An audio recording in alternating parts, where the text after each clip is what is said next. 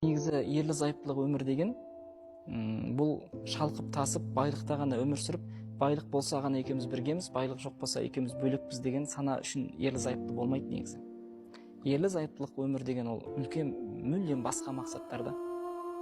Өкінішке орай сіз қазір андай қоғамның ең бір ауыр нәрсесін сұрадыңыз. Осы тақырып үшін ажырасып кетіп жатыр отбасылар.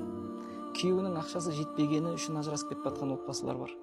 Бұл ақыл сана дұрыс жұмыс етілмеген кезінде бір таяздығын көрсетіп қалатын жағдай болуы мүмкін.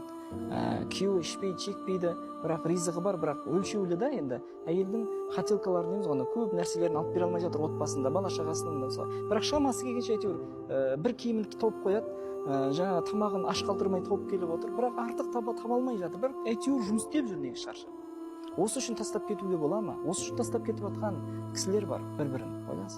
Сонда ерлі зайыптылық өмір деген бұл байлық үшін бірге тұру емес, бұл ұлы мақсаттар үшін бірігу. Қандай мақсаттар үшін?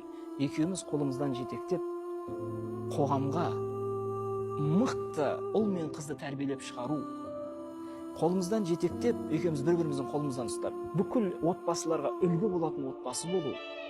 Ыстық пен суыққа бірге төзіп, қолымыздан ұстап, жәннаттың ішіне кіріп кету.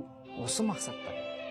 Осы мақсат дұрыс болатын болса, миссиялар дұрыс болатын болса, отбасыда күйеуінің ақшасы аз табылып жатыр ма, көп табылып жатыр ма, әйел онда сабыр етеді.